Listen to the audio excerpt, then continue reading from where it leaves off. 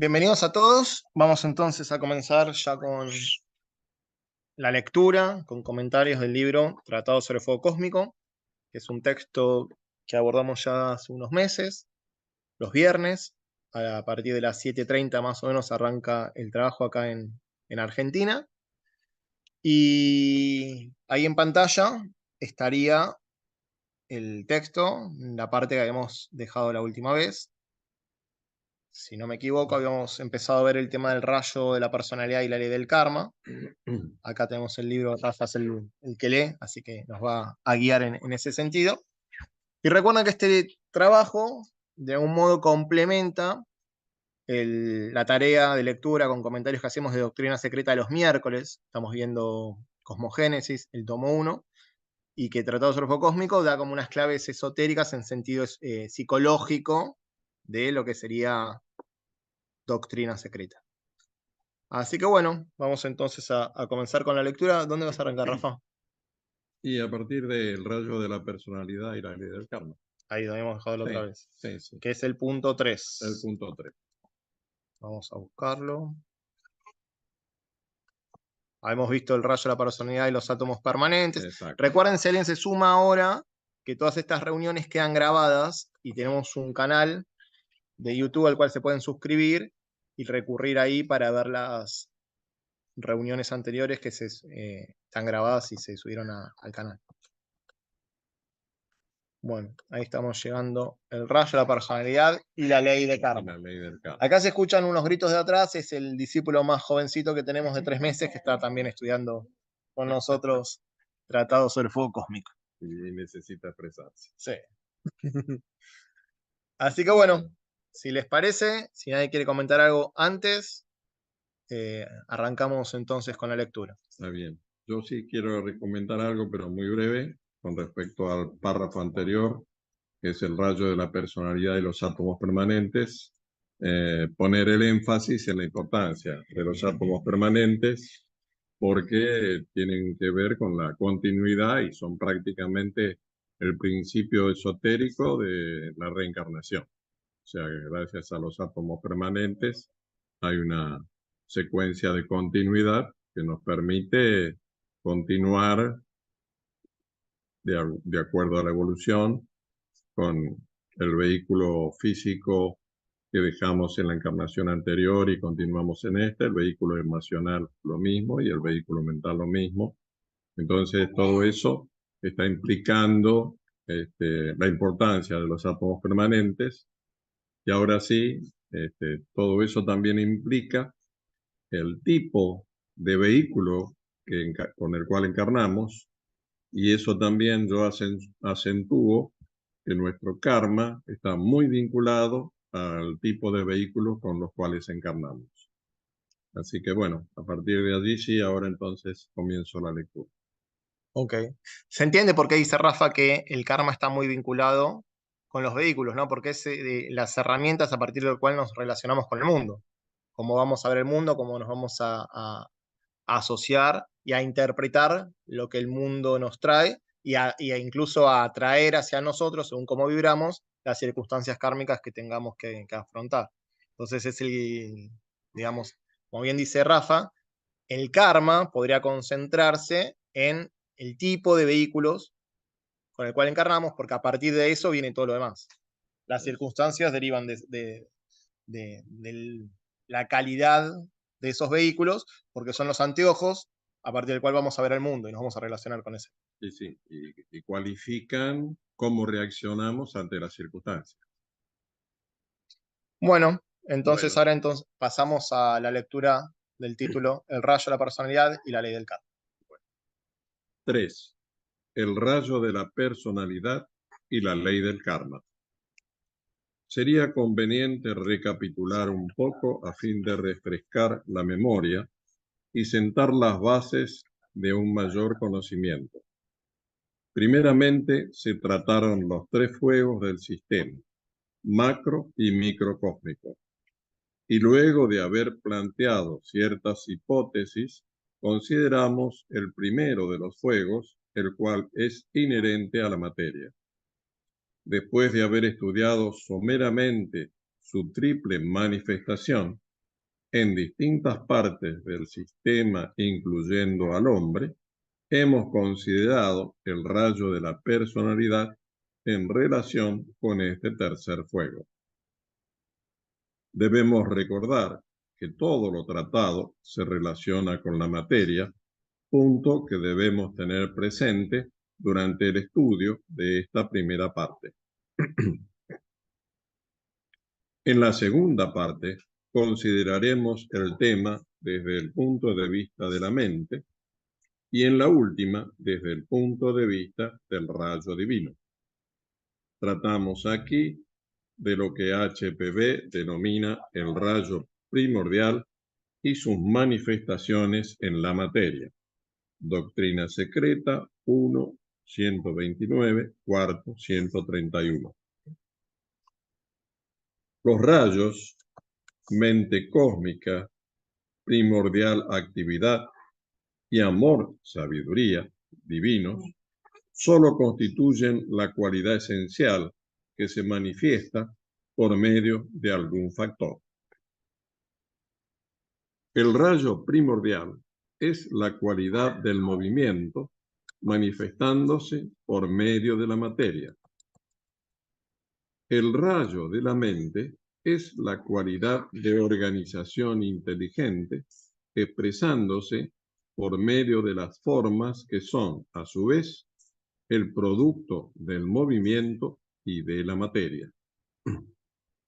El rayo de amor-sabiduría es la cualidad del móvil fundamental que utiliza la organización inteligente de la materia en movimiento para manifestar en un todo sintético el gran aspecto amor del logos. Hay una nota, que es la cita respecto de Doctrina Secreta, que es Doctrina Secreta 1, 121, 129, cuarto, 131. Puede desarrollarse esta misma línea de pensamiento también en el microcosmos, lo cual demostrará que el hombre individualmente realiza al mismo tiempo, el mismo tipo de trabajo que el logo solar, pero en escala menor. Ahora, a esta altura del estudio, enfocamos nuestra atención sobre el rayo de la materia activa, o ese calor latente en la sustancia que subyace en su actividad y causa su movimiento. Si pensamos con sensatez y claridad, nos daremos cuenta de cuán estrechamente están asociados a esta tarea los señores lipicas o señores del karma. Tres de ellos se hallan estrechamente vinculados con el karma en lo que respecta a uno u otro de los tres grandes rayos o tres fuegos, mientras el cuarto señor Lipica sintetiza la tarea de los tres hermanos y cuida de que se amalgamen y fusionen uniformemente los tres fuegos. En nuestro planeta Tierra tienen su punto de contacto por medio de los tres budas de actividad. Y hay una nota. Budas de actividad. Los budas patriarcas. Este grado corresponde exclusivamente a la escuela Yogacharya y consiste en un desarrollo altamente intelectual y sin verdadera espiritualidad. Uno de los tres senderos que conducen al nirvana y el sendero inferior es que un yogi sin instructor y sin salvar a otros, por la mera fuerza de la voluntad y la observación técnica, adquiere un estado búdico nominal e individual. Glosario teosófico.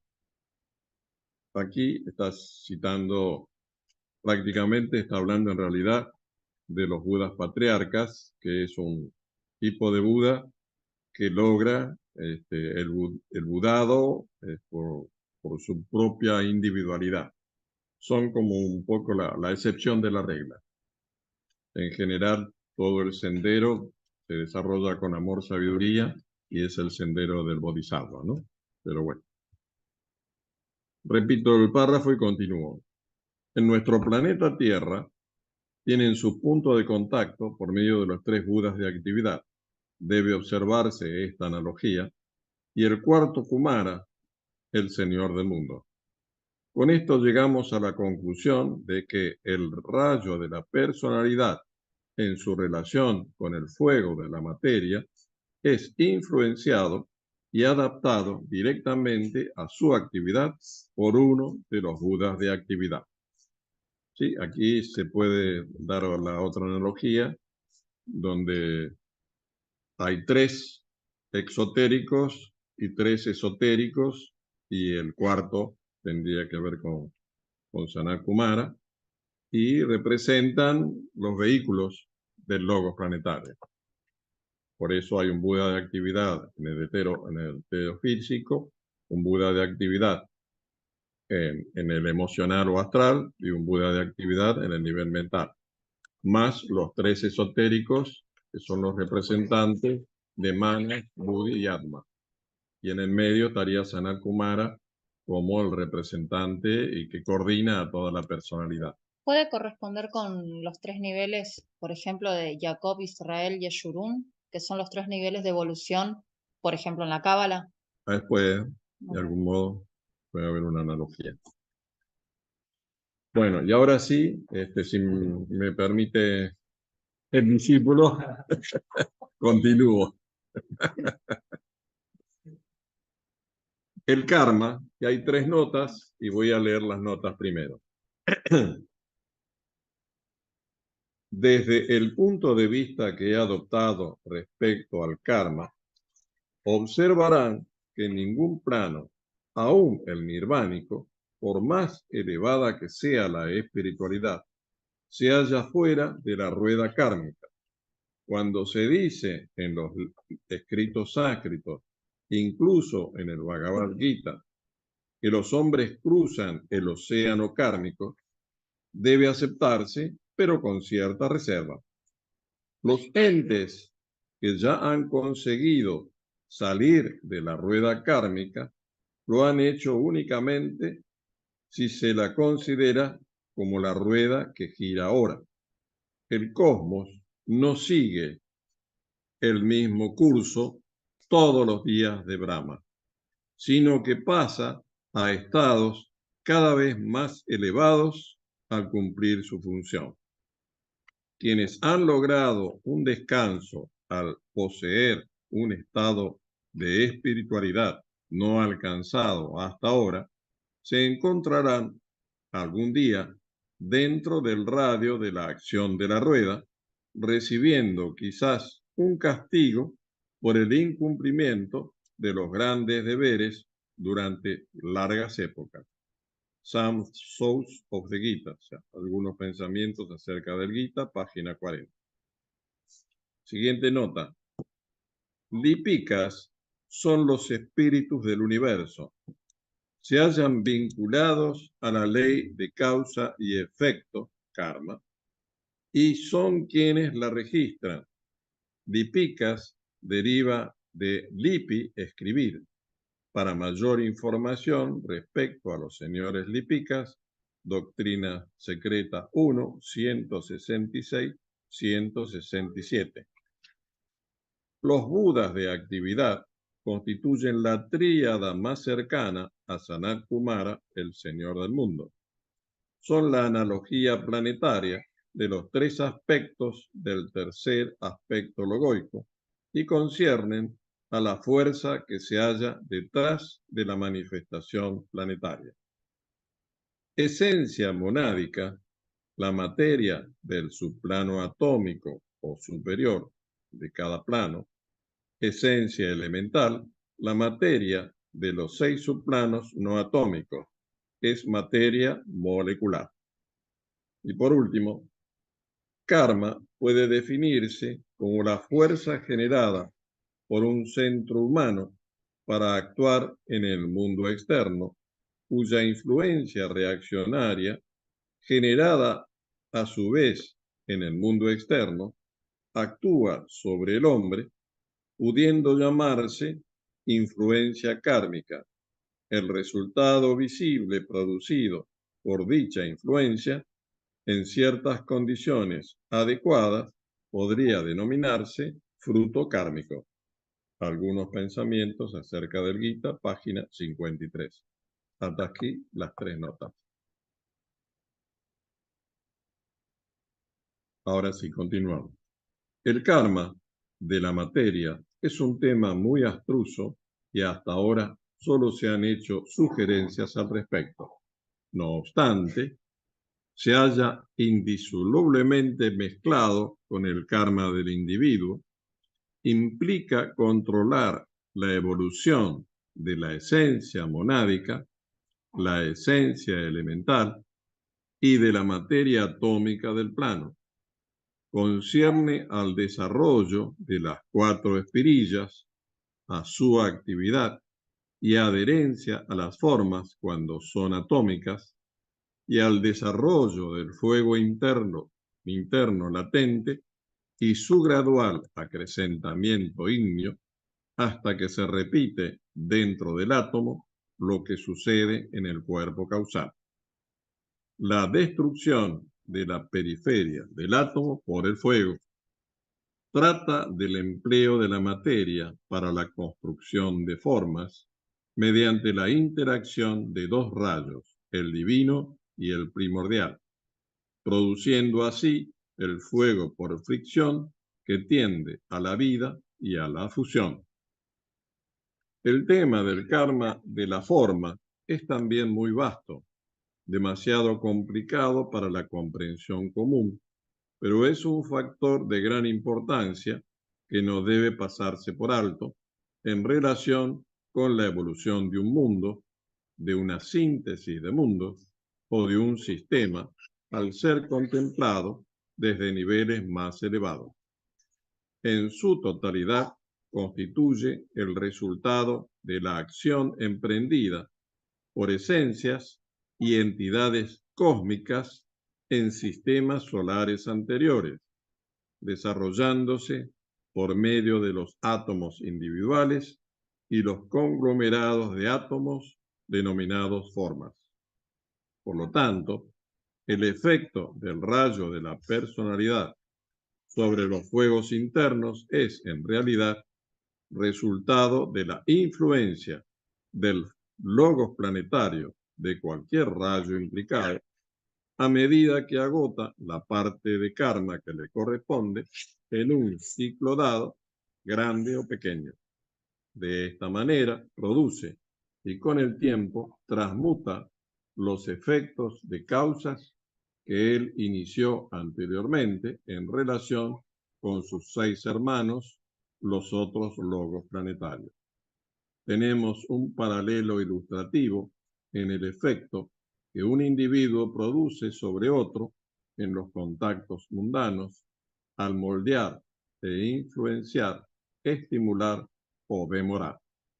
Debe recordarse que toda influencia y efecto fundamentales se sienten en el plano astral y desde allí actúan por medio del etérico hasta el físico denso, sometiendo así a la materia bajo su esfera de influencia, lo cual no se origina en el plano físico. Hasta aquí el tema, que es bastante profundo y complejo. Sí. Bueno, vamos a retomar con el título. Así lo vamos desarrollando en la medida que podamos. No sé si alguien quiere hacer un comentario antes que vayamos viendo los distintos párrafos. O una consulta. Acá Alejandro quiere decir algo. Acércate al micrófono. Mientras estaba leyendo, me acordé de un tema que había dicho el maestro Kumar, que tiene relación de alguna manera con los 3 fuegos. ¿Se escucha bien? Si no, lo traigo más cerca del micrófono. Alguien que me diga si se escucha bien. Se escucha bien. Se escucha bien, Seba. Escucha bien, bien. Bueno, Gracias. Sí, muy bien, muy bien.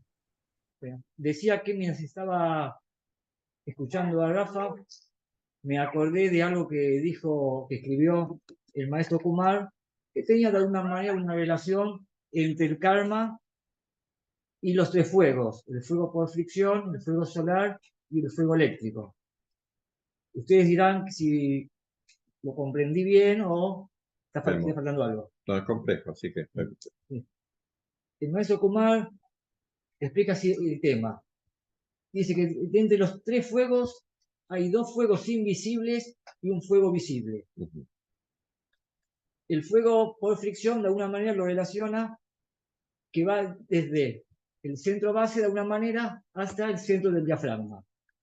El fuego solar desde el centro del diafragma hasta el centro ágnea. Y el fuego eléctrico desde el ágnea hasta el coronario y más allá. Él divide, él dice así, voy a explicar por qué. El fuego por fricción tiene que ver con la neutralización del karma. El fuego solar tiene que ver con la visualización o la visión del disco solar que el iniciado logra empezar a percibir, ya sea en el corazón, inclusive como pulsación, o en el centro ágnea, ya como pulsación sutil. Y el fuego eléctrico con ya la visión de lo trascendente, más, ya es como más allá, ¿no es cierto? Por eso es invisible. Porque él dice de alguna manera que hay dos fuegos invisibles y un fuego visible. Según él, mira, el discípulo y el iniciado va trabajando en el sendero, este fuego, que es el fuego por fricción, va produciendo la purificación de los 7 tejidos del cuerpo. Los 7 tejidos van desde lo más sólido hasta el 7º tejido, que es el más sutil, aunque después aparecen 3 tejidos más. Pero en principio, y eso el iniciado no lo puede percibir, cómo estos 7 tejidos del cuerpo se van transformando, se van sutilizando, se van espiritualizando. Llega un momento, dice él, que en el sendero el iniciado puede percibir, él directamente va, como que puede percibir un disco solar en el centro ágnea. Yo cuando dice disco solar en el centro ágnea, considero que tiene que ver un poco con la pulsación sutil. No hay visualizaciones también. ¿Está bien? A veces hay cosas que se ven. Entonces, él dice que se visualiza un disco solar en el centro ágnea. Este centro ágnea también es una puerta abierta, inclusive hacia los senderos, digamos, del fuego eléctrico, que es ya los senderos más transpersonales, más supramundanos, digamos. Y eso tiene que ver con desidentificarse de la personalidad y salir del cuerpo. Bien. Entonces, él dice justamente, por eso él dice que el fuego solar es el fuego visible, porque de alguna manera el iniciado puede ver ese disco solar. Sí, ese disco solar tiene distintos colores.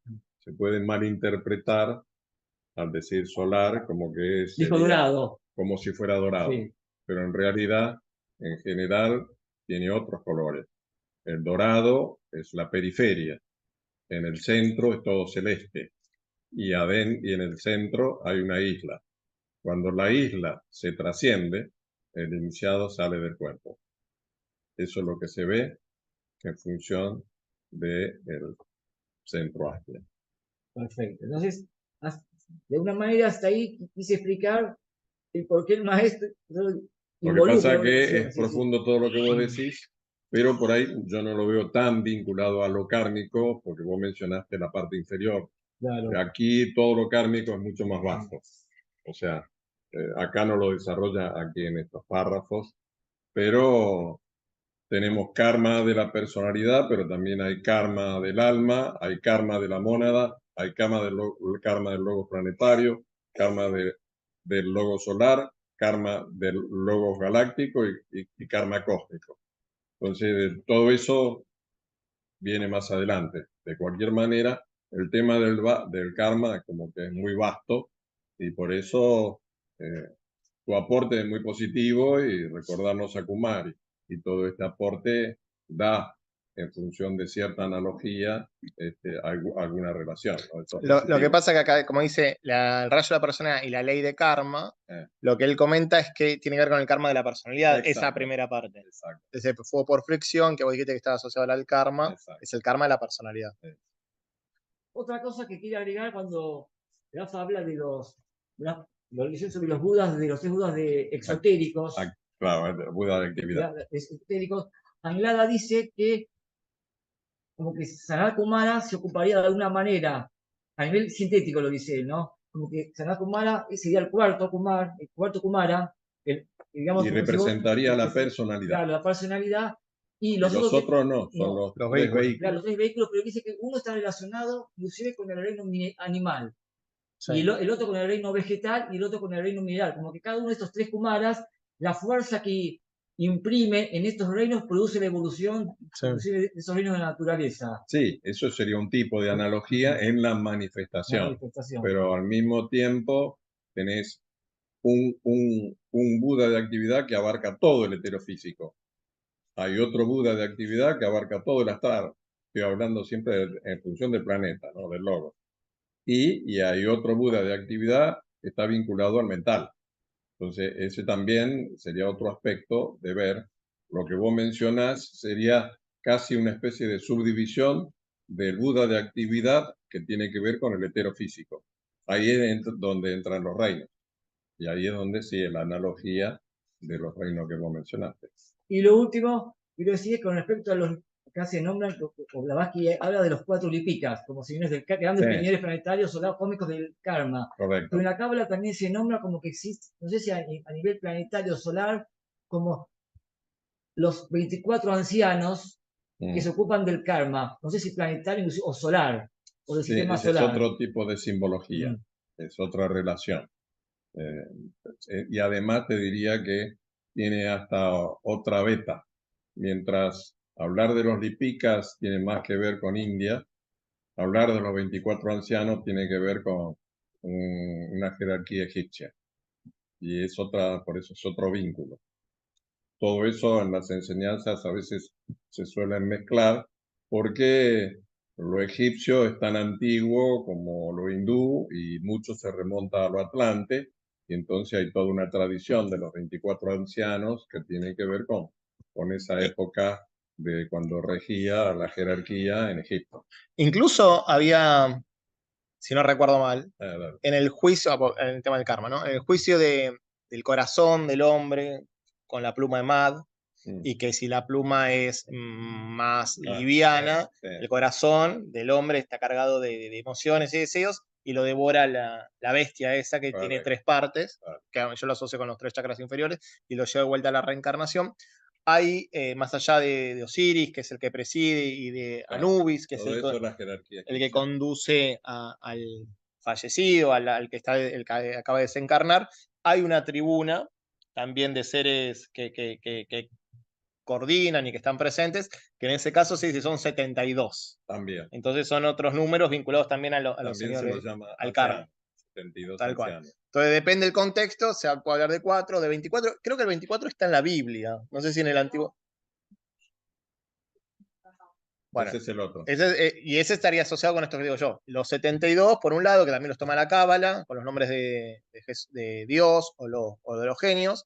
El 24, los 24 ancianos, o el 4, que son distintos contextos de estas jerarquías que coordinan, organizan el karma en un determinado sistema, que puede ser planetario, solar o cósmico, más allá. Por 3, 72, tal vez 24 de un nivel, otros 24. Claro, es que los números están, por eso los puse y yo hice algún trabajo que voy a compartir en el grupo sobre los números, porque no queda ahí de casualidad, ¿no? Hay algo interesante para estudiar.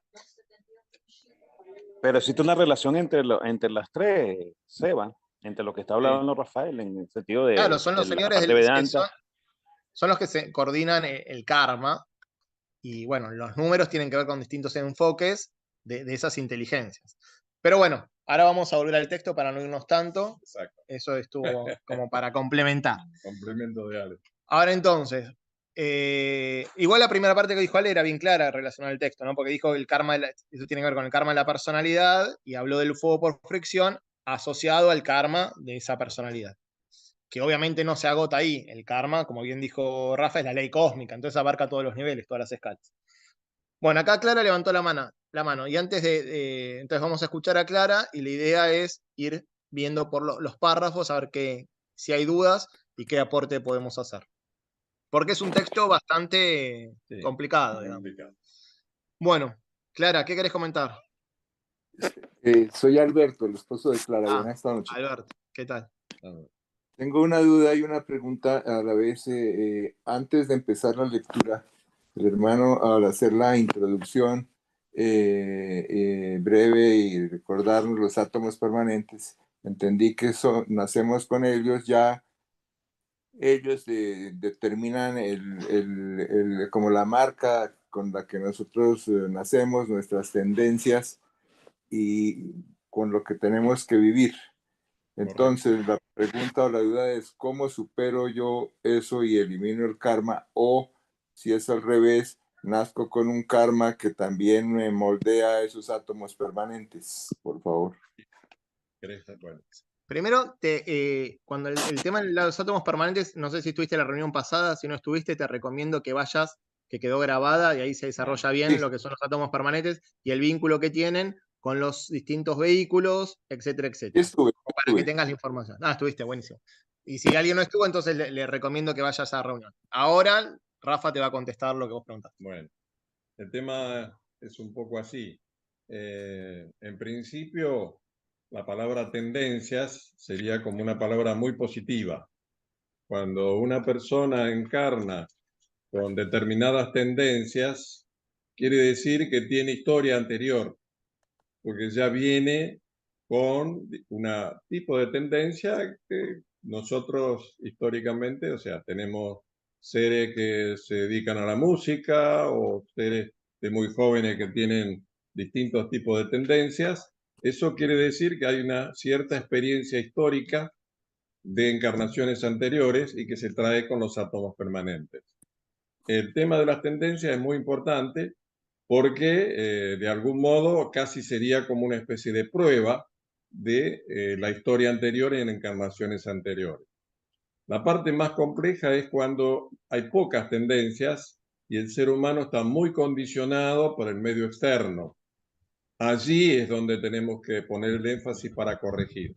O sea, tenemos que trabajar más internamente y ser menos condicionados por el aspecto externo para que evoquemos justamente esas tendencias que en general vienen de los átomos permanentes y también están vinculadas al cuerpo causal y al alma. Entonces, primer énfasis es no rechacemos las tendencias, trabajemos con ellas. Y segundo énfasis, que estemos alerta en cuanto a los condicionamientos externos, que son, porque están muy vinculados a los sentidos, y dentro de eso son los que nos mueven el emocional de un lado para el otro. Entonces, trabajar más que nada con los condicionamientos y ver si podemos lograr un cierto nivel de alineamiento y de control en el emocional para que podamos avanzar progresivamente. No sé si te queda algo pendiente. Sí, a ver, como para complementar, los tres átomos permanentes que constituyen la personalidad van a ser la base que, según vibren, van a traer la sustancia correspondiente para la construcción del cuerpo heterofísico, emocional y mental. Y dijimos que ese era el karma más inmediato, los instrumentos a partir del cual interactuamos con el mundo y lo interpretamos incluso, y en función a cómo interpretamos, también cómo reaccionamos. Entonces, ese es el karma más inmediato con el cual tenemos que trabajar. Desde ahí, entonces, la purificación del cuerpo heterofísico, emocional y mental es fundamental para luego integrarlos, coordinarlos y entonces, obteniendo una personalidad coordinada, enfocar en la conciencia a nivel del alma, que es lo que somos en esencia, para que la luz del alma descienda con mayor ímpetu sobre la personalidad. Ese es el trabajo esotérico básico del discipulado, ¿sí? Que va desde el aspirante hasta el discípulo avanzado, incluso con alguna iniciación. En ese contexto, yo esto lo digo siempre, pero no es que lo invento yo, sino lo dicen los maestros, el estudio de las leyes cósmicas, de la ley del karma, de los textos esotéricos y sobre todo de uno mismo, la meditación, ese intento de alineamiento y purificación de los vehículos y el alineamiento de la personalidad con el alma, la meditación científica, y el servicio, el tratar de hacer el mayor bien al mayor número de personas de manera desapegada, sin creerse el hacedor, y son los pilares para la purificación de la personalidad y la trascendencia de cualquier condicionamiento kármico que esa personalidad traiga de vidas anteriores. Entonces, para salir del karma, digamos, condicionante propio de la personalidad, el énfasis siempre está en el estudio, la meditación y el servicio, que llevan a lo que comenté, ¿no? La purificación de los vehículos, la integración de esos vehículos y al reposicionamiento de la conciencia a nivel del alma. O sea, a todo eso yo le agrego la palabra disciplina Ritmo. o ritmo, que tiene que ver con ir logrando, de algún modo, progresando en el sendero, ¿no? Está bien. ¿Quedó clara la respuesta? ¿Alguna otra duda respecto a ese punto? No, Sí, bastante. sí. Te agradezco mucho, A muy ver. completo para mí, gracias. Ok. Bueno, Sí, cada uno quería arranca comentar donde algo. puede, ¿no?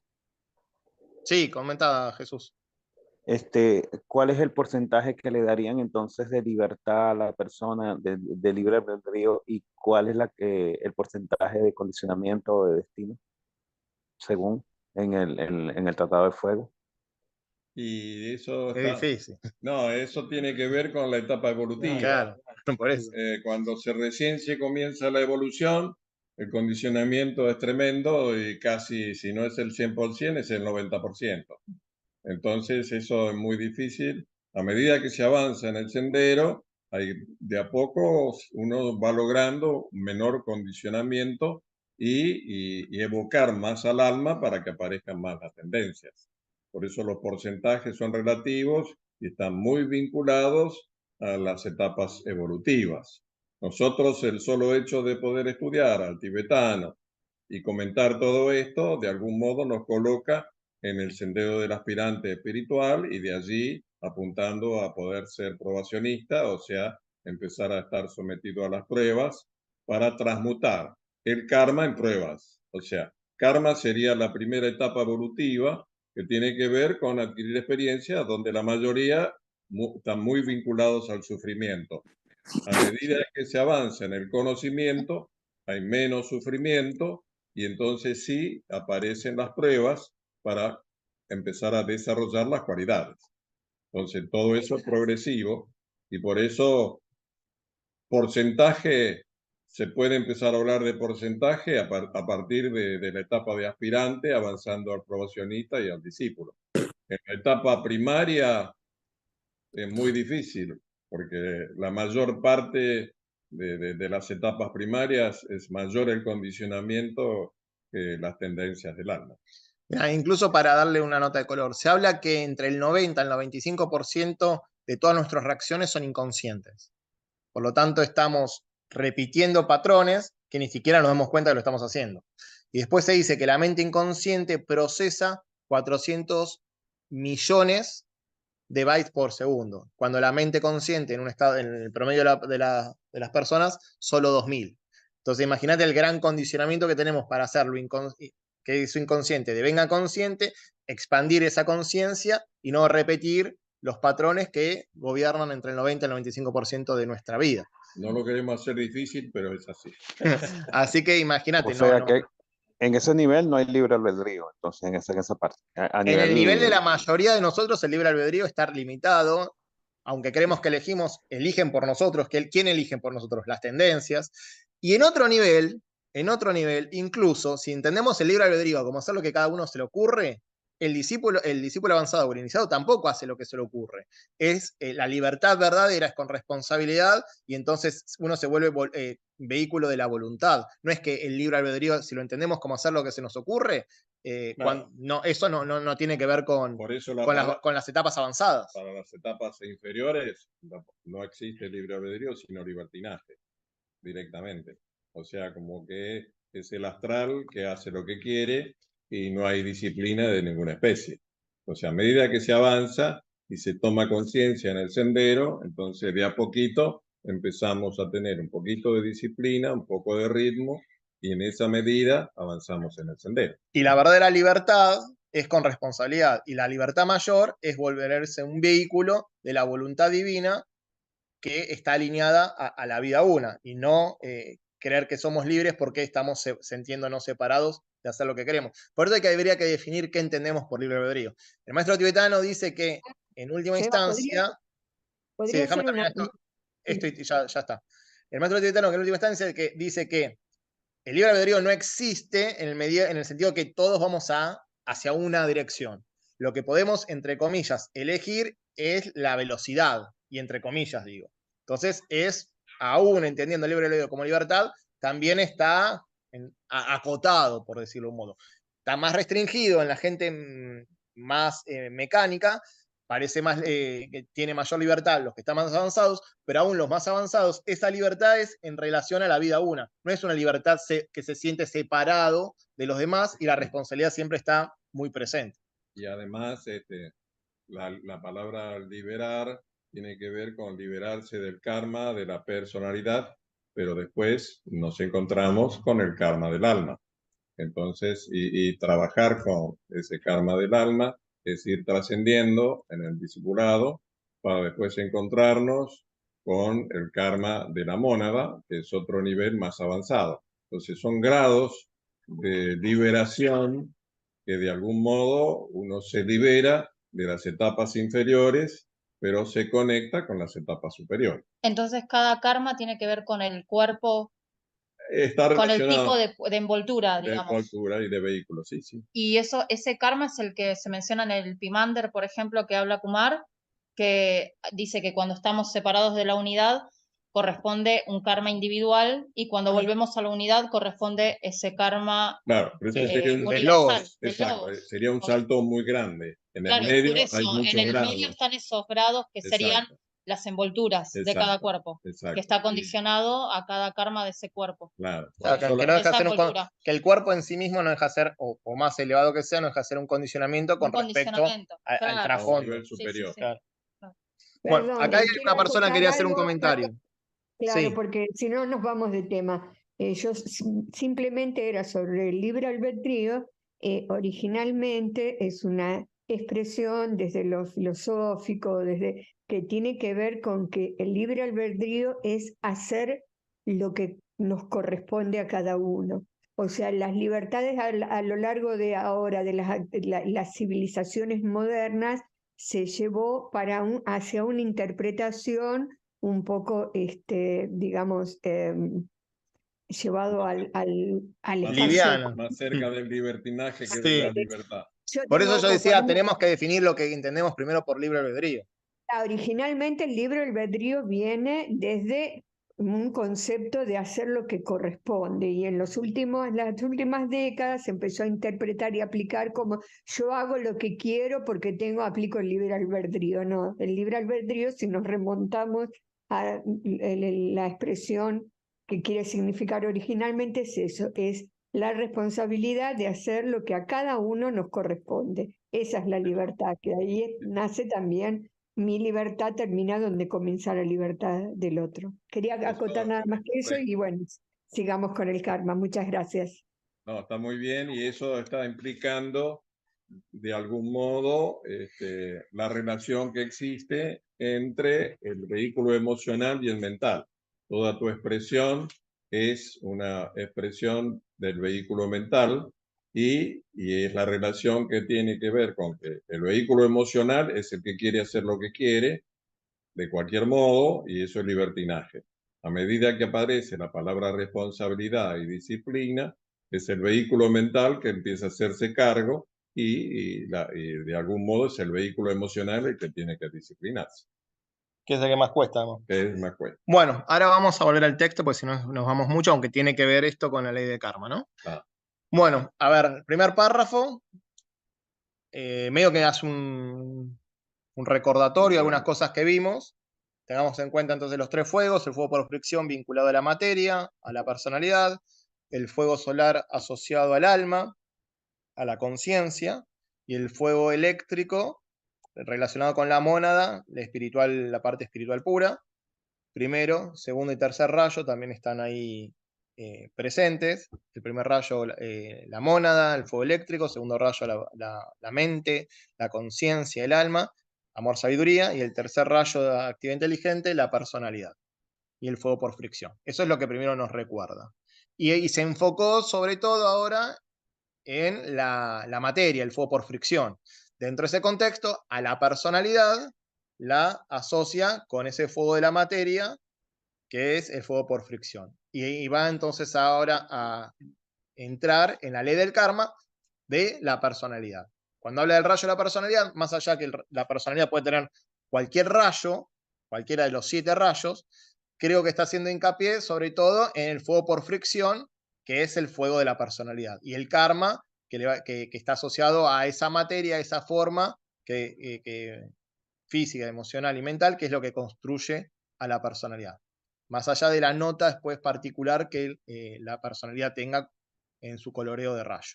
O de los vehículos de la personalidad que también pueden tener un rayo, o tienen de hecho, un rayo particular. Esa es como la primera introducción, ¿no? Ahora en el segundo párrafo, vamos a ver qué dice. Habla del rayo primordial, después abajo lo define el rayo primordial, que es la cualidad de movimiento manifestándose por medio de la materia. Entonces este rayo primordial tendría que ver con el fuego por fricción, el fuego de la materia, en donde el movimiento dijimos que era circular y era propio de este aspecto de la divinidad, que es lo que nosotros conocemos o reconocemos como materia, ¿no? Entonces, cuando habla de rayo primordial, lo asocia a la materia. Y la materia está en movimiento. Todo vibra, todo tiene un movimiento y nada está estático en el universo.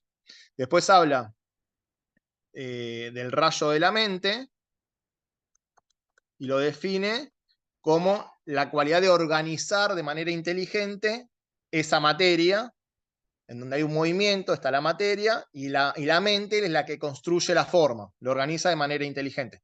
Ya lo podríamos vincular, este rayo de la mente, lo veo yo, no sé si ustedes lo ven de la misma forma, como una subdivisión del fuego solar. Porque, en alguna medida. En alguna medida. Pero también tiene que ver con el tercer rayo. Claro. Porque es actividad inteligente. Es actividad inteligente, pero organiza la materia. Entonces, estaría como en el medio. Sí.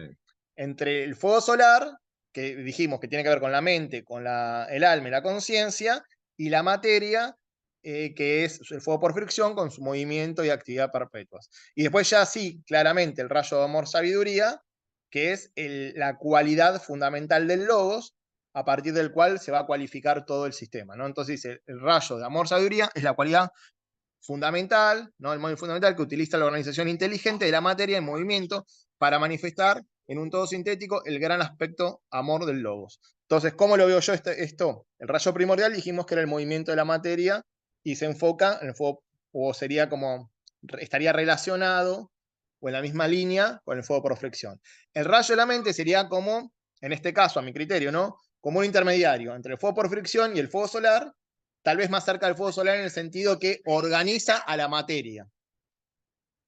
Y el rayo de amor-sabiduría es el rayo primordial del sistema a partir del cual se cualifica a toda la manifestación del logo solar. No sé si en estos 3 puntos que dijimos o en lo que comentamos antes, ¿alguien quiere decir algo antes de pasar al próximo párrafo? Simplemente recordar las 3 leyes de los 3 fuegos. La ley de economía, fuego por fricción, la ley de atracción y repulsión, ley del fuego solar y la ley de síntesis para el fuego eléctrico. Eso está bueno siempre tener presente. Hay cosas que ya tenemos que tener bien claras. ¿Cuál es el fuego por fricción a qué corresponde? El movimiento que tiene, la ley que tiene. El fuego solar lo mismo, a qué corresponde, el movimiento que tiene, la ley que tiene. Y el fuego eléctrico también tener claro sus características. Ya lo vimos, pero hay que tenerlo bien presente porque está todo el tiempo dando vueltas sobre eso. Después del próximo párrafo, dice, a ver, habla de la relación entre lo micro y lo macro. Entonces, que es algo que fuimos viendo a lo largo del texto. El rayo de la materia, que dice que tiene tanto el rayo de la materia, si el fuego por fricción o el fuego solar, a diferencia del fuego eléctrico, dijimos que el fuego por fricción y el fuego solar eran duales, ¿no? Eso también hay que tenerlo. Por eso habla de 5 fuegos, 5 características, 2 vinculados al fuego por fricción, 2 vinculados al fuego solar y el quinto al fuego eléctrico. Entonces, por eso habla de la quinta evolución humana, tal vez tenga que ver con ese número. Pero en este caso, está haciendo hincapié en el rayo de la materia, que hay un calor latente, un calor activo, que es propio de la sustancia, y que eso genera el movimiento y la evolución mismo de la materia, ¿no? Porque recordemos que la materia, como todo el universo, incluso el espíritu, evoluciona. Y tiene un karma. El karma de la materia podría decir que viene, la del sistema solar, de una encarnación anterior del sistema solar. Y en ese contexto, cada uno de los logos planetarios que pertenecen al logo o que están en el cuerpo del logo solar evolucionando, también tiene un karma propio que podríamos relacionar con su personalidad y la personalidad del logos planetario tiene su propia expresión material, concreta, y esa materia concreta tiene su propio karma.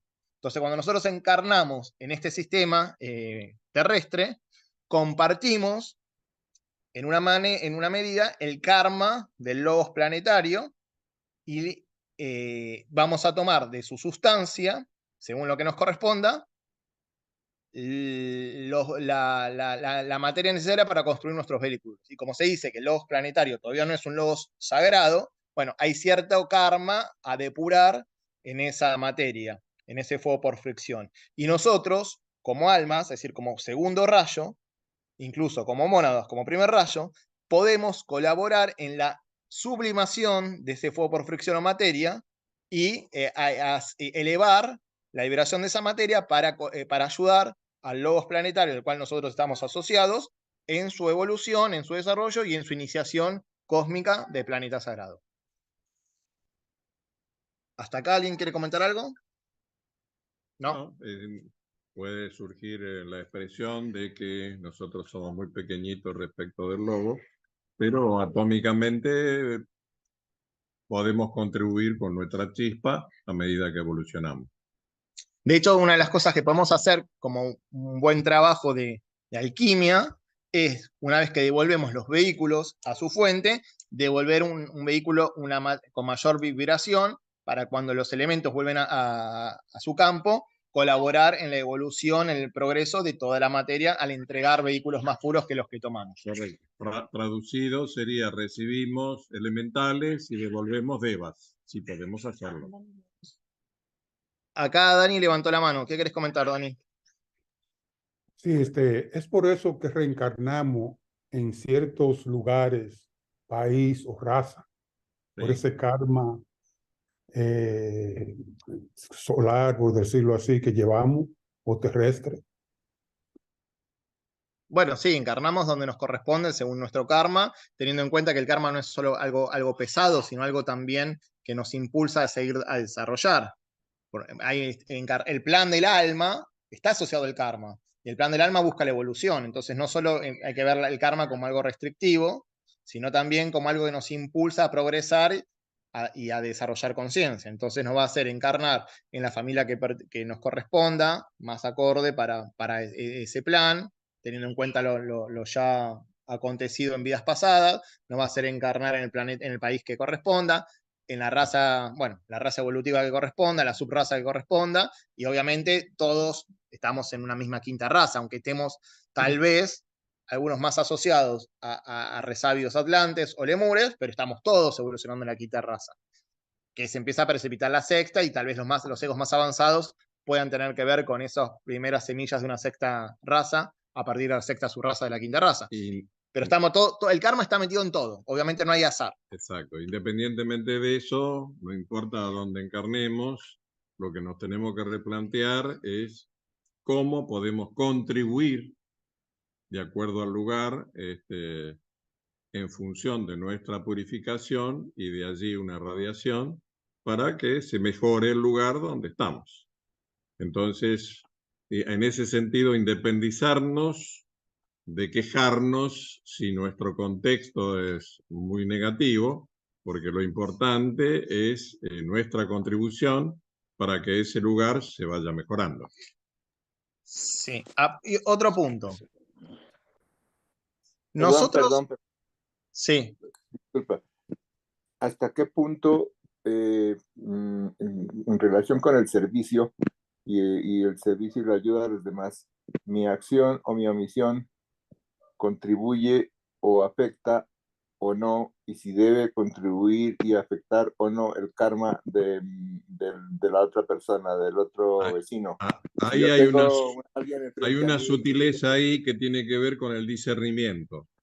A medida que vamos desarrollando el discernimiento y de algún modo vamos logrando mayor lucidez interna, ese modo se nos va clarificando.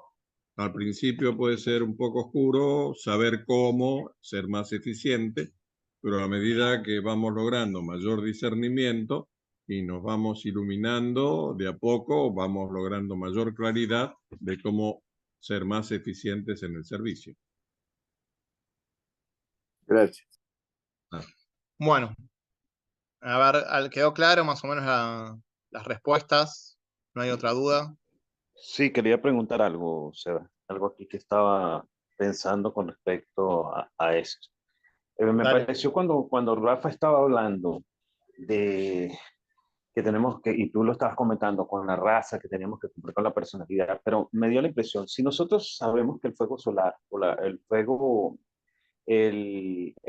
solar tiene que ver tiene que ver con la conciencia del amor.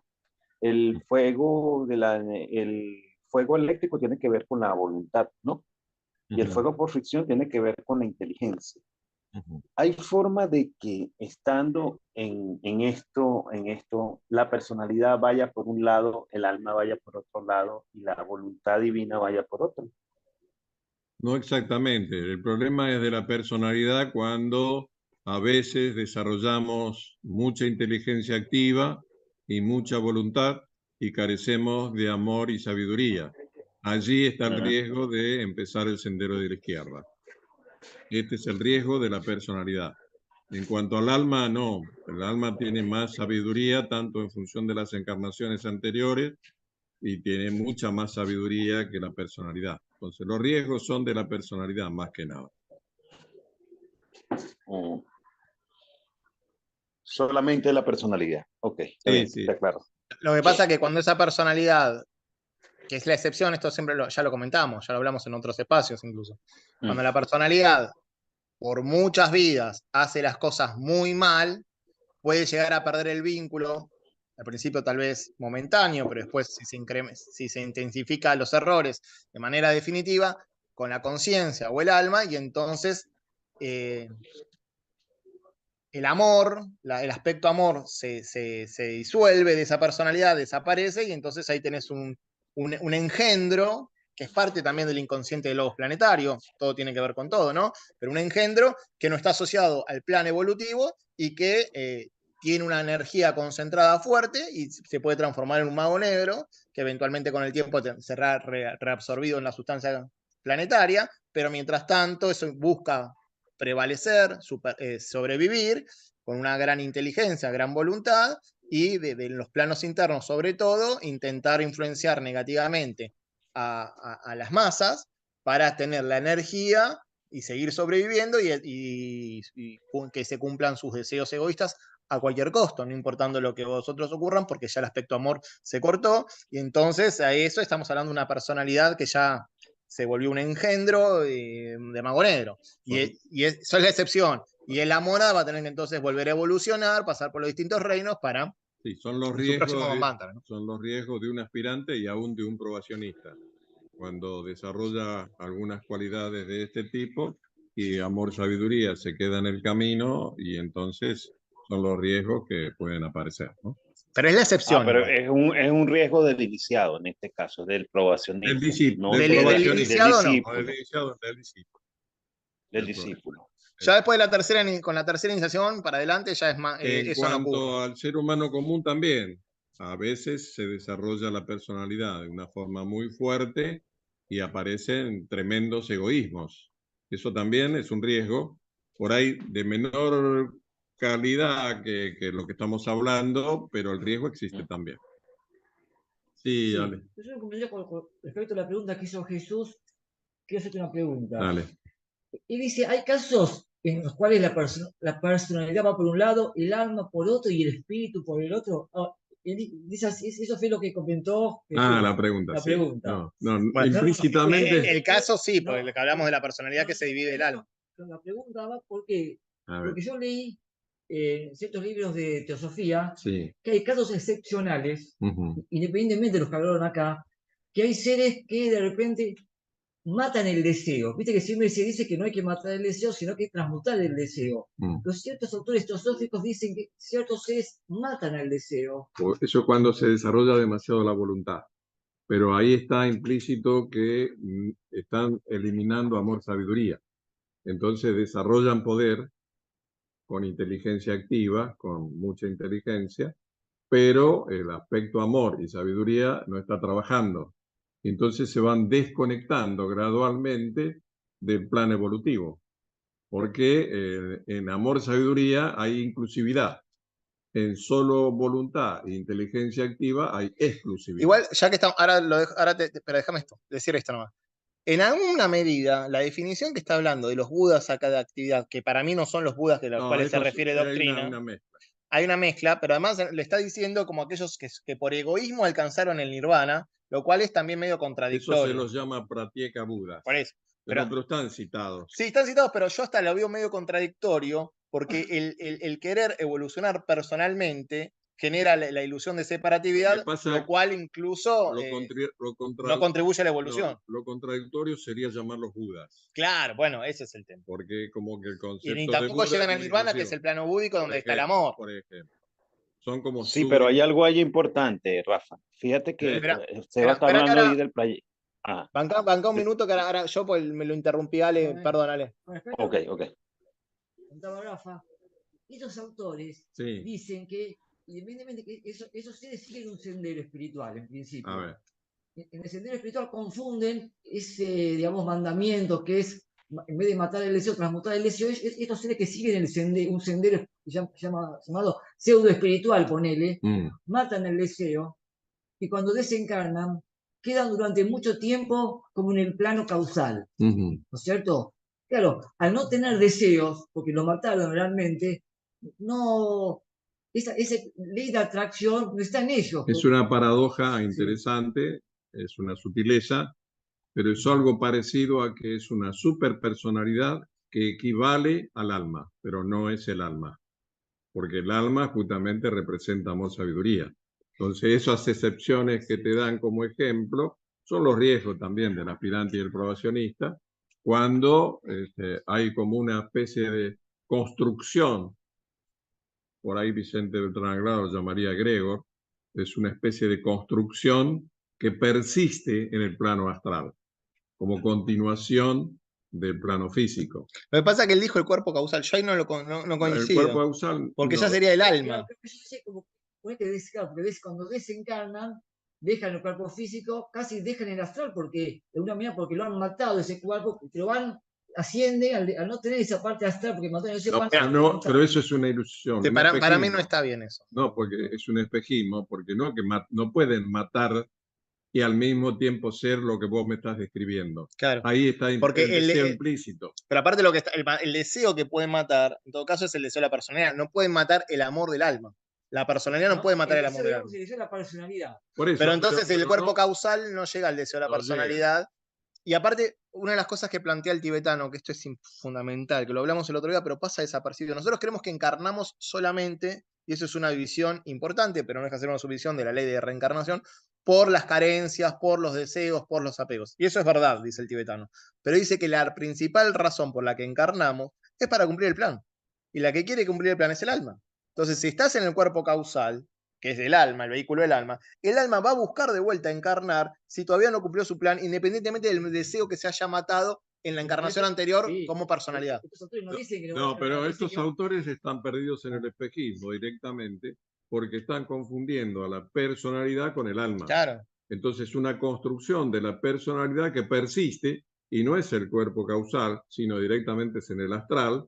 Y son las primeras enseñanzas teosóficas, donde se confundía mucho la enseñanza, y dentro de ese contexto, sí, digamos, había estos tipos de ejemplos, pero que al mismo tiempo son enseñanzas contaminadas de espejismo y que hacen a la tergiversación, donde hasta pueden tentar a un probacionista para que desarrolle demasiado la voluntad y resulta que va quedando atrás el aspecto amor-sabiduría.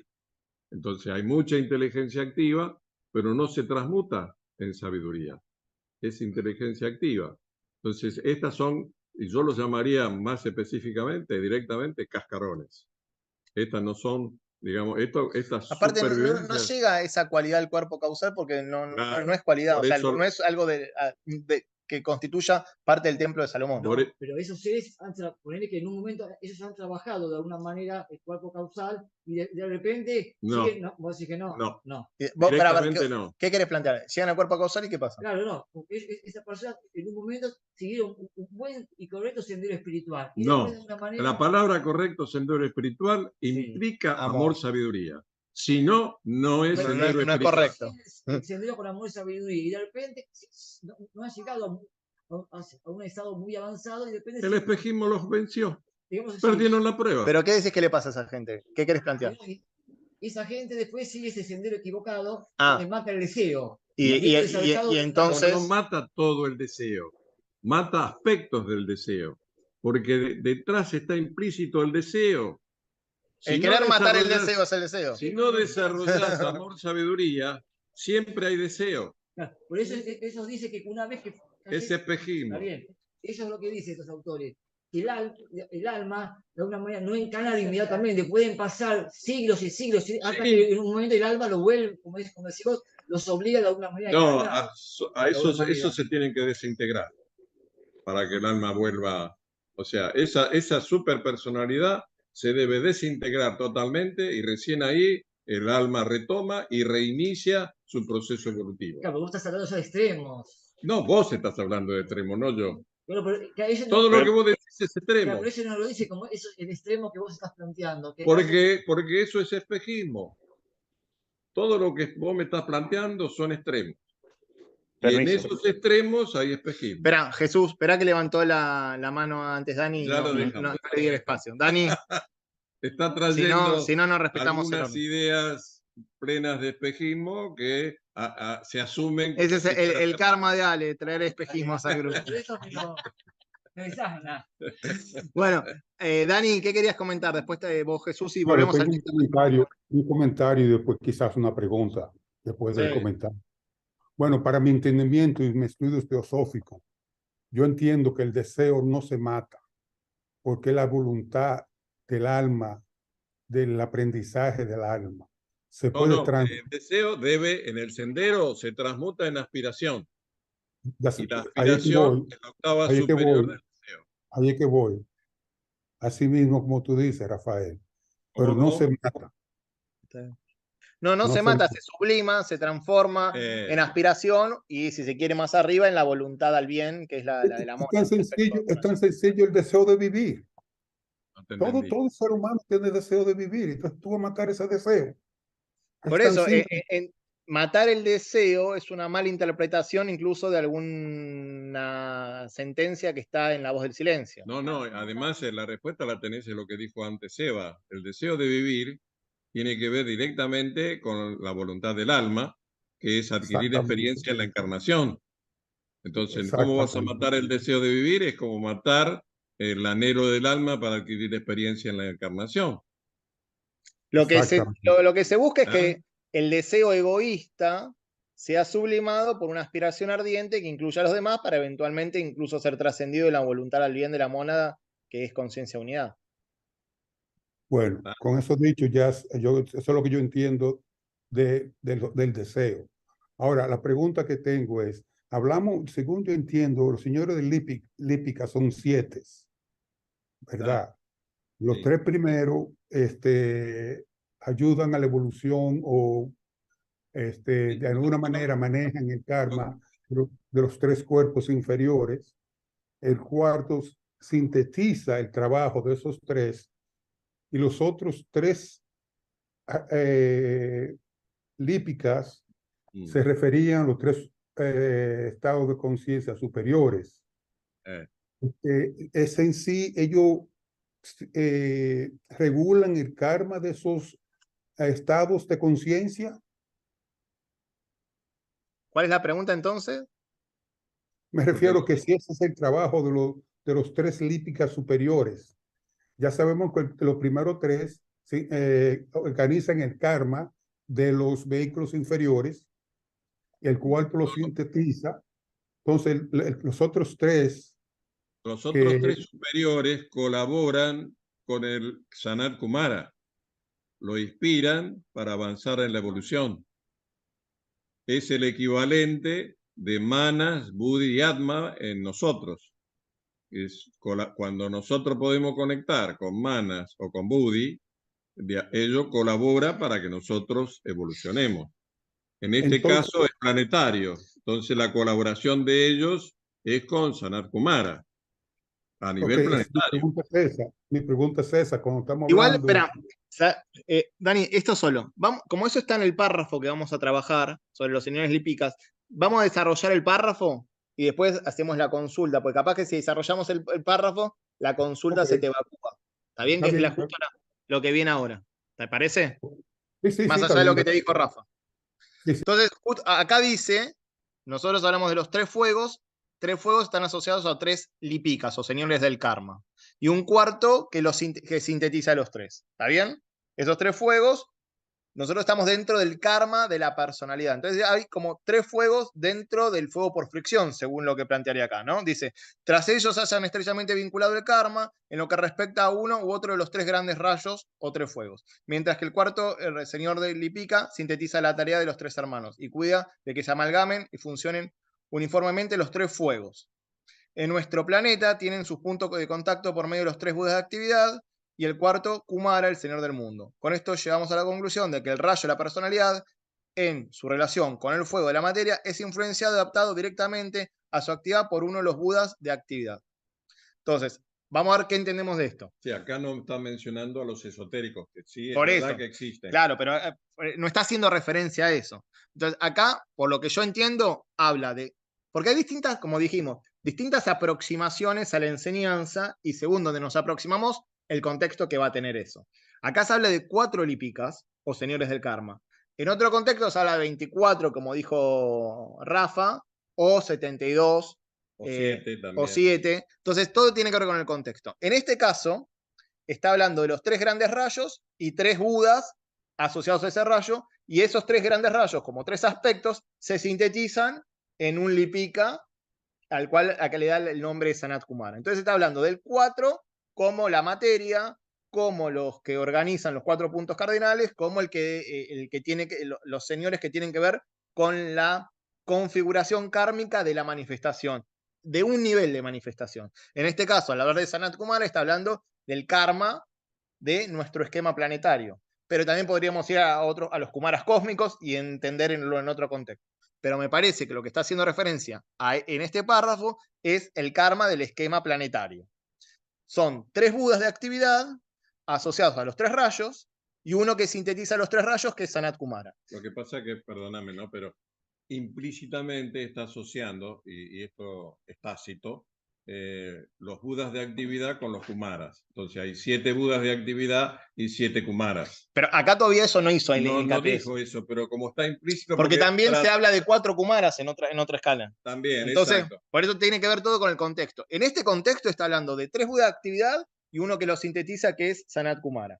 Esos 3 budas de actividad, como estamos hablando del karma de la personalidad, podríamos vincularlo también a el cuerpo heterofísico, el emocional y el mental, o al plano heterofísico, emocional y mental, o desde otro nivel, como dijo Ale, al reino mineral, vegetal y animal, y todo eso se sintetiza en Sanat Kumara y, si se quiere, el cuarto reino. Entonces, el cuarto Kumara. Eso podría ser una aproximación. Esos 3 budas de actividades, según lo que acá plantea el llamado 27, dice en el glosario teosófico que tiene ciertas características. Para mí, estos 3 budas de actividad no son los que habla el glosario teosófico. El glosario teosófico dijimos que son aquellas budas de actividad, son o pratyeka budas, pratyeka budas, son aquellos que evolucionan de manera, entre comillas, egoísta, desarrollando la voluntad, la inteligencia y supuestamente accediendo a un plano, el nirvana, que tiene que ver con el plano búdico, más allá del búdico, que estaría en contradicción a ese egoísmo que plantea. Por eso lo tomo como comillas, y no son estos budas de actividad. Estos budas de actividad, en nuestro esquema, tienen que ver con los kumaras. O sea, son seres que vienen de un esquema mucho más evolucionado que el nuestro, que por compasión vienen a ayudarnos. Entonces no son esos budas de actividad del glosario teosófico, según mi criterio, sino son seres que tienen una compasión infinita y por eso vienen a nuestro esquema a ayudarnos a evolucionar. Entonces hay una contradicción, a mi criterio, de lo que señala la llamada con estos budas de actividad, entendiéndolos como los tres aspectos o los tres rayos sintetizados por Sanat Kumara, el cuarto Buda. Ahora, esto lo va a decir el tibetano en otro contexto, por eso no me quiero meter mucho a lo que vos vas, Dani, porque no tiene que ver con este párrafo, pero voy a hacerle referencia. Entonces hablan de tres Budas exotéricos, tres Budas esotéricos y Sanat Kumara como el séptimo que sintetiza los dos aspectos. Dijimos, los exotéricos podrían estar asociados a los tres planos inferiores o a los tres reinos inferiores. Los esotéricos podrían estar asociados a los tres planos superiores, a los vehículos de esos planos y a las jerarquías que tienen que ver con esos planos. Y Sanat Kumara sintetizándolo todo. Podría ser la estrella de 6 puntas y Sanat Kumara en el 7, el séptimo en el centro. Eso es otra lectura de los señores lipicas o señores de karma. Pero acá está haciendo referencia a 4. Entonces, si nos conectamos con este párrafo y no nos desviamos, apunta a lo que acabamos de decir. Los tres Budas de actividad asociados a los tres rayos. En este caso, estos tres Budas de actividad también tendrían una subcorrespondencia con el plano heterofísico, astral y mental, como parte de la personalidad, teniendo que ver con la ley del karma de la personalidad, y con los reinos. Y Sanat Kumara como sintetizándolos a los tres. Yo no me iría más allá, porque estaríamos mezclando aproximaciones a un conocimiento que tal vez nos confunde. Entonces, aunque recién hice un comentario de los 7 Budas, o los 7 Kumaras, acá yo me centraría en lo que está planteando el párrafo para no confundirnos. ¿Está bien? ¿Se entiende, Dani? Sí, no, claro, no, específicamente ahí que iba Sebastián con eso, porque me confunde esos lípicas, porque son en sí diferentes planos llamarlos planos de existencia. Estamos hablando por decirlo en pocas palabras, de la humanidad, y estamos hablando aquí del cosmos, que son muy diferentes evoluciones. Eso fue lo que me confundió. Claro, yo acá me quedaría que los lipicas a los que hace referencia serían los tres Budas de actividad asociados a los tres planos inferiores, a los tres rayos, y Sanat Kumara sintetizando a todos. Y esos que organizan el karma.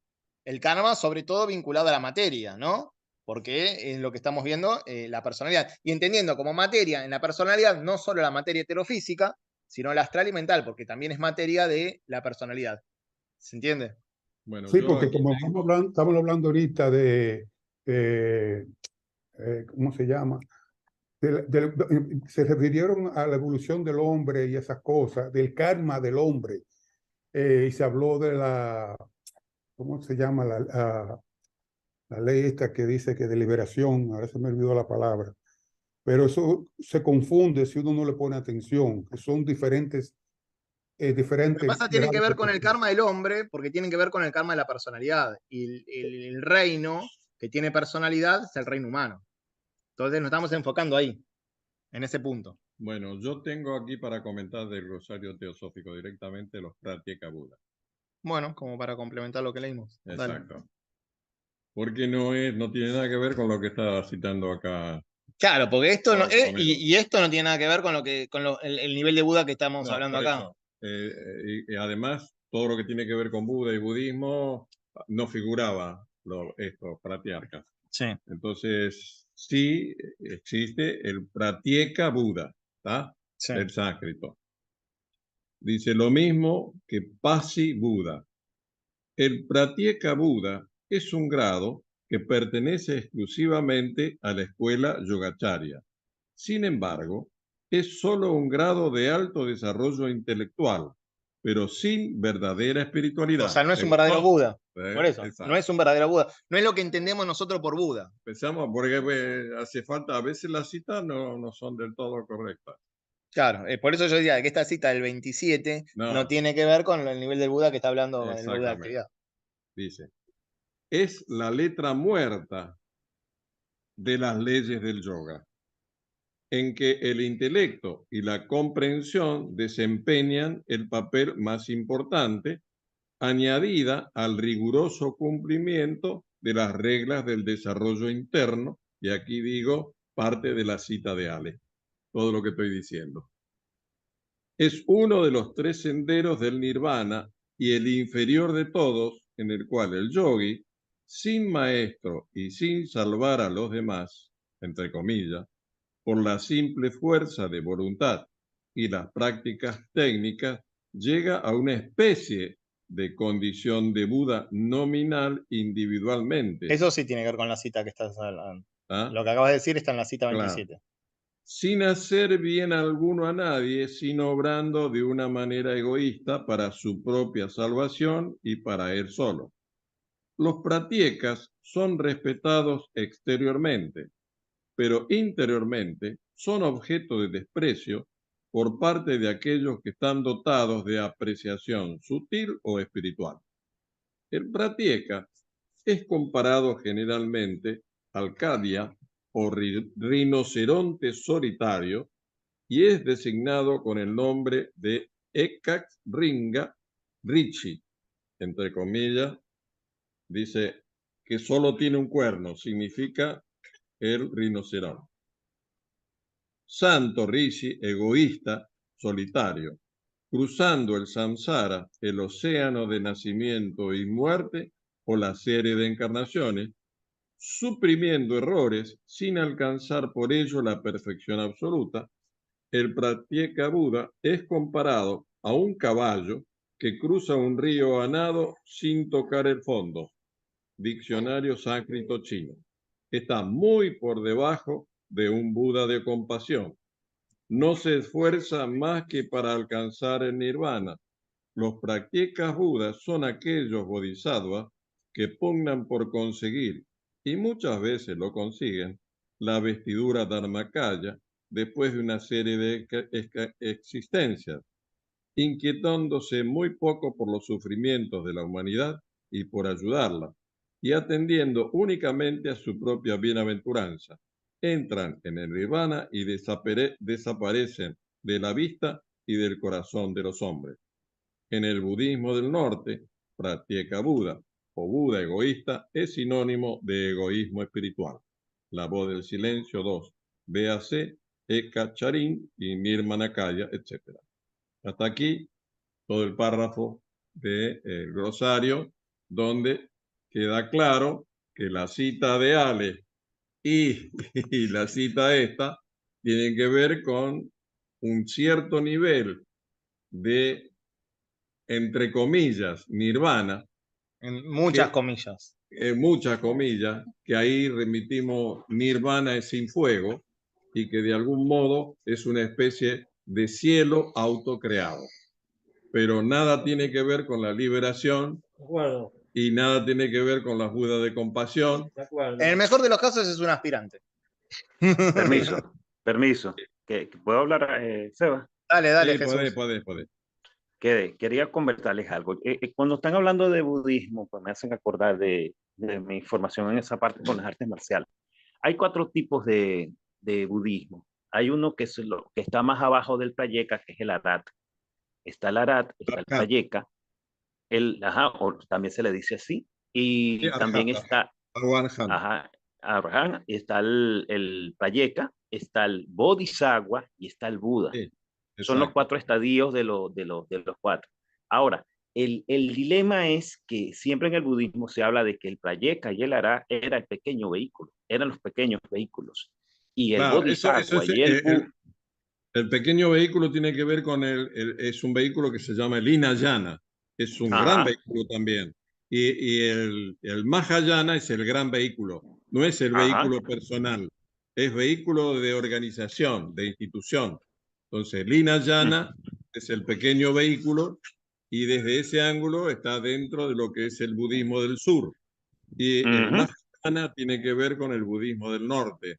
Y eso implica el Tíbet y la China en aspectos superiores. Igual les voy a dar mi apreciación. Pero cuando habla de Buda, cuando habla de Buda, las tradiciones budistas, no puedes hacer el equivalente a lo que considera Buda la tradición esotérica. O sea, cuando nosotros hemos hablado de Buda, en el esoterismo es la octava iniciación. Ninguna persona que tenga las características que acabamos de leer es un Buda, ni está cerca de ser un Buda. O sea, que distintas tradiciones exotéricas le den el nivel de Buda a un Buda egoísta, como lo llaman, no significa que esotéricamente eso sea equivalente a un Buda, ni siquiera un maestro de compasión y sabiduría, que Buda sería la octava iniciación, maestro de compasión y sabiduría sería la quinta. En el mejor de los casos puede ser un aspirante avanzado en el discipulado, pero no sé qué maestro realmente lo va a tener como discípulo a un ser que se interese por sí mismo, cuando la base de este sistema solar es el amor-sabiduría. Entonces, una cosa es lo que dicen las tradiciones exotéricas y otra cosa es la enseñanza esotérica. A veces hacer la linealidad, porque es la misma palabra, nos confunde. O sea, Buda tanto puede ser en la tradición exotérica como esotérica, pero no significan lo mismo. Claro. Quería darle mi punto de vista. No quiere decir que sea dueño de la verdad, simplemente estoy dando una aproximación de lo que aprendí en esa parte. Entonces, siempre se hablaban de que ellos no se podrían decir que eran Budas, porque eso que hablan ustedes del amor y la sabiduría en esa parte, ellos no hacen votos, porque el gran principio de los bodhisattvas arriba es el voto del compromiso que tienen con el ser humano, de sacar a su semejante de la rueda del samsara, mientras que los otros no hacen ese voto. Su apreciación es personal hacia la iniciación y a la iluminación. Sin embargo, no pueden decirse tampoco que son seres normales en términos de, porque si tienen un trabajo, si hay un trabajo en términos de concentración, de meditación. En ese sentido serían discípulos. Y además Sí. te quería comentar de que en la palabra bodhisattva hay 10 grados, donde el grado inferior equivale a la cuarta iniciación o grado de arhat o arhan, y el grado décimo equivale al bodhisattva que tiene la séptima iniciación. El Cristo. Que sería el Cristo. Y por encima de él estaría la octava iniciación, donde recién aparece la palabra Buda. Por eso no es lo mismo en las tradiciones exotéricas, ya sea el pequeño vehículo o el gran vehículo, que lo que es esotéricamente cuando nosotros nos referimos a Buda o Arahat o Bodhisattva. En general, la tradición esotérica con la cual trabajamos nosotros tiene que ver con el Mahayana o el gran vehículo, y de allí son discípulos tanto Moria como Kutumi y el tibetano también. Eso se crea en el 1400 con Tsongkhapa, que a partir de allí empieza toda una línea que tiene que ver con los Gelugpas, y a partir de allí entonces aparece toda la descendencia de la línea esotérica, que es una línea especial dentro del Mahayana. Antes de eso hay otras líneas anteriores, que son en el año 1000, con Milarepa, y antes Milarepa, de eso, exacto. directamente en el año 747, con el super mago que nació del loto. Que nació del loto. ¿Cómo se llama? El encargado del loto. Ese es, ya te voy a decir el nombre de él. Padmasambhava. Padmasambhava. Ese es en el 747. Ese es también padre de otra línea. Pero la línea que tiene que ver con el esoterismo vinculado a Blavatsky, que fue discípula de Moria y Kutumi, tiene que ver con lo que fundó Tsongkhapa en el 1450. Bueno, igual. Ahora, sí. En ese sentido, también se dice que el Prayeka y el Arat, que tiene varios nombres allá, ellos tenían que regresar. Ellos tenían que regresar porque no habían completado completamente su trabajo. Pero de cualquier manera, el Pratyeka es muy inferior a Arhat. Claro, en el contexto esotérico, Arahat es cuarta iniciación. El Pratyeka no puede cerrar nunca la cuarta iniciación. Para mí, el máximo nivel que le podés dar a un Pratyeka Buda es la segunda iniciación. Tal cual. En el mejor de los casos. Porque, porque no hay práctica del amor ni la compasión. Ale quiere hacer un comentario. Claro, pero lo que conocemos de Pratyeka Buda es que hay dos niveles de Pratyeka Buda. ¿Por qué? Porque el Lidviter, por ejemplo, una persona que lee el libro Los Matos del Sendero, en el cuadro habla de los iniciados, él dice que en el segundo rayo, en la octava iniciación, lo llama Buda. y en el primer rayo, esa octava iniciación se llama Pratyeka Buda. Primera etapa de la enseñanza Claro, teosófica. muchas veces se puede confundir si leemos eso. Ah, sí. Pero Bueno, eso por es eso parte estamos de. tratando de poner en contexto cómo lo interpretamos Por eso nosotros. estamos trabajando para tratar de esclarecer. De eso Por se eso- trata. Pero cuando habla de budas de actividad, no está hablando de los budas patriarcas ni el patriarca Buda, incluso estarían incluso más allá del Gautama el Buda, porque no evolucionaron en este esquema terrestre. Gautama el Buda terminó su evolución humana, digamos, pasando a las próximas iniciaciones, en el esquema terrestre. Estos vienen de otro esquema con Sanat Kumara, o sea, vienen de más allá del esquema terrestre. Entonces, ni siquiera el Buda, que nosotros tenemos Gautama, tiene la octava iniciación, sería el equivalente de estos actividades de actividad, Budas de actividad, porque esos ya venían realizados como Budas de esquemas Lo anteriores. único que te quería aclarar con respecto a Gautama el Buda, que dentro del Mahayana, después de desencarnar, la tradición Mahayana dice que ahí él enseña a los bodhisattvas, en su plano Sí, en su superior, propio plan. Pero lo que quiero decir, que él termina más allá de la encarnación. pero él termina su trabajo en el esquema terrestre. Sí, sí. Estos seres vienen de un esquema que está más allá del Totalmente. terrestre y vienen a ayudar a un esquema inferior. Exacto. Por eso no son esos Budas para patriarcas los que dicen acá, esos Budas de actividad los que hace referencia No, al texto. acá hay una confusión. Claro, por eso. Es a eso apuntamos, ¿entiende? Y por eso me remitía al glosario, porque la cita no era correcta. A ver, después hay otros párrafos todavía más complicados, pero estamos medio en horario, como para abarcar esos párrafos y que queden claros. Estamos en el hoy la verdad, dio así la reunión, nos desviamos un poco de los párrafos del texto, pero bueno, está bueno también aclarar ciertos puntos. Igual quiero terminar de acá en el glosario, ahí está la definición de Buda, con una nota. A ver. Buda, que dicho sea de paso, tenés Buda sin H, Buda con H, y el Buda que voy a leer es una doble D con H. Son sutilezas. Sánscrito, literalmente el iluminado, el más alto grado de conocimiento. Para llegar a ser Buda hay que destruir enteramente la esclavitud de los sentidos y de la personalidad, adquirir una completa percepción del verdadero yo, que está con mayúscula, que está prácticamente se puede hasta asociar con el yo monádico, y aprender a no separar este de los demás yoes. Aprender también por experiencia, en primer lugar, la completa falta de realidad de todos los fenómenos del cosmos visible, llegar a un absoluto desprendimiento de todo lo efímero y finito y vivir, aún estando en la tierra, solo en lo inmortal y eterno, en un supremo estado de santidad. No se confunda dicha palabra con Buda, véase Buda, también véase Buda con una sola D, está hablando aquí. Por eso no se confunda con la palabra Buda, y también dice véase Buda Siddhartha. Y después la nota. Es una nota del traductor. La mayor parte de los autores españoles modernos, ateniéndose a la ortografía del diccionario de la Real Academia Española, escriben Buda, y esto es sin H y solo una sola D, la voz sánscrita Buda, que va con dos D, ¿no?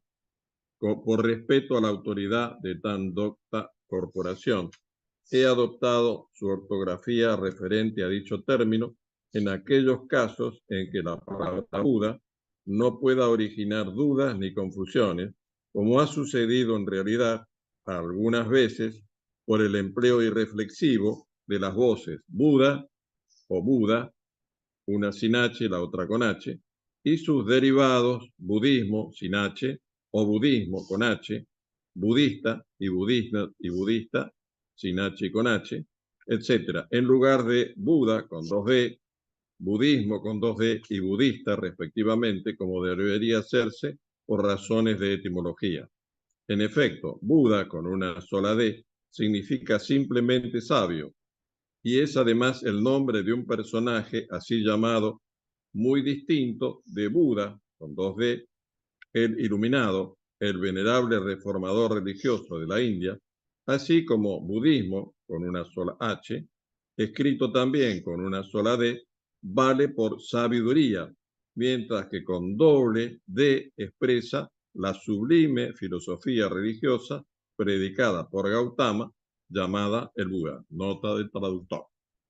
Valgan las aclaraciones. Bueno, hay que ver si el que escribe a veces lo escribe con una D, con dos, y le da la connotación que le da ahí. Por ejemplo. Por eso habría que ver. Bueno. ¿Este escrito fue basado en quién, Rafa? Este texto escrito que es nos estás... una nota del traductor, que es lo que me estás preguntando, y tengo que ir directamente al traductor. Pero no, ok. en glosario teosófico estás leyendo. Estoy leyendo el glosario teosófico, eso para empezar. En el glosario teosófico. Okay, Y sí, el glosario teosófico. aparentemente pareciera, es Héctor de Morel el que hace la traducción. Héctor de Morel. Ok. Bueno, vamos ¿vos querés leer algo más? Lo que pasa es que no terminamos el párrafo. ¿Querés leer siempre con el tibetano? El párrafo del karma, ¿lo querés leer? Y releer y terminamos con ese párrafo, que es el que encaramos la próxima. Bueno, está bien. El karma de la materia es un tema muy abstruso y hasta ahora solo se han hecho sugerencias al respecto. No obstante, se halla indisolublemente mezclado con el karma del individuo. Implica controlar la evolución de la esencia monádica, la esencia elemental y de la materia atómica del plano. Concierne al desarrollo de las cuatro espirillas, a su actividad y adherencia a las formas cuando son atómicas, y al desarrollo del fuego interno latente y su gradual acrecentamiento ígneo hasta que se repite dentro del átomo lo que sucede en el cuerpo causal, la destrucción de la periferia del átomo por el fuego. Trata del empleo de la materia para la construcción de formas mediante la interacción de dos rayos, el divino y el primordial, produciendo así el fuego por fricción que tiende a la vida y a la fusión. El tema del karma de la forma es también muy vasto, demasiado complicado para la comprensión común, pero es un factor de gran importancia que no debe pasarse por alto. En relación con la evolución de un mundo, de una síntesis de mundos o de un sistema, al ser contemplado desde niveles más elevados. En su totalidad, constituye el resultado de la acción emprendida por esencias y entidades cósmicas en sistemas solares anteriores, desarrollándose por medio de los átomos individuales y los conglomerados de átomos denominados formas. Por lo tanto, el efecto del rayo de la personalidad sobre los fuegos internos es, en realidad, resultado de la influencia del logos planetario de cualquier rayo implicado, a medida que agota la parte de karma que le corresponde en un ciclo dado, grande o pequeño. De esta manera produce y con el tiempo transmuta los efectos de causas que él inició anteriormente en relación con sus 6 hermanos, los otros logos planetarios. Tenemos un paralelo ilustrativo en el efecto que un individuo produce sobre otro en los contactos mundanos al moldear e influenciar, estimular o demorar. Debe recordarse que toda influencia y efecto fundamentales se sienten en el plano astral y desde allí actúan por intermedio del etérico hasta el físico denso, sometiendo así a la materia bajo su esfera de influencia, la cual no se origina en el plano físico. Bueno, estos dos párrafos son bastante intensos, complejos y tal vez no tan claros. Vamos a tratar de trabajarlos la próxima. porque estamos en horario y bien. lleva mucho tiempo. Exacto, sí. Tratar de entenderlo es como complicado. Sí, sí, algunos, digamos, mientras lo leía, era también como para repetir algunas de las notas. Pero Claro, sí, porque incluso habla de la esencia monádica, de distintas cuestiones ahí como que hasta confunden un poco. Exacto. Así que lo vamos a encarar la próxima. Retomamos con eso, con esta parte del karma. Exacto, que no debe faltar Ale para aumentar la confusión. El karma de la materia. Así que bueno, vamos a hacer el cierre. Con la meditación de cierre. Y el viernes próximo nos encontramos continuando con este trabajo, que es bastante complejo. Ahí en la pantalla apareció la meditación de cierre. Vamos entonces a iniciarla. Para recta, aflojamos las tensiones del cuerpo, enfocamos la atención en el entrecejo y entonamos 3 veces la palabra sagrada Om.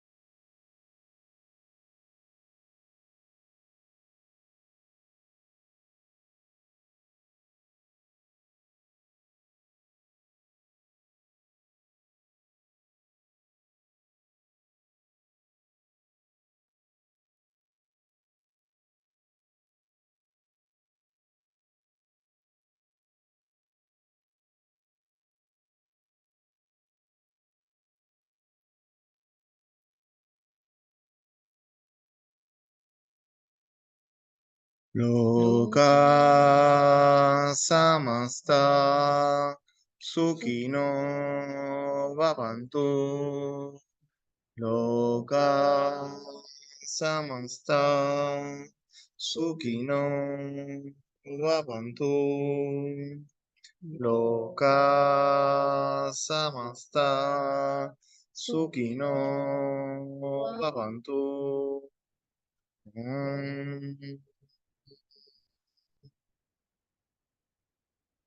Shanti, shanti, shanti.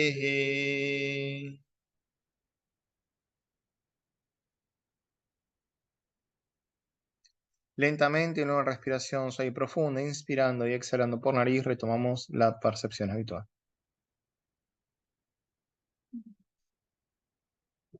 Tengo un comentario de cierre. Sí. Pues si no, a lo mejor me olvido después. En la época de Blavatsky, siglo XIX, la segunda iniciación se consideraba una gran iniciación.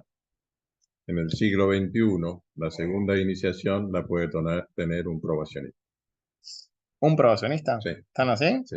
No, sin ser discípulo, decís vos, aceptado por la jerarquía. Bueno, ya está guiado por un maestro. Sí, pues, okay. No, pero es un probacionista, quiere decir que puede no ser un discípulo aceptado.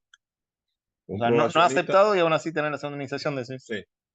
Bueno. En el siglo XXI sí. Pati preguntó, ¿a qué se refiere la segunda? Y digamos como el equivalente que es simbólico siempre, la primera iniciación es el nacimiento y la segunda iniciación es el bautismo. Es el equivalente. ¿Ah? Bueno, gente, muchas gracias. Esto queda grabado, se sube al canal de YouTube. Hay un trabajo que también se sigue por WhatsApp, un grupo correspondiente a este trabajo, se llama Trabajo de los Viernes.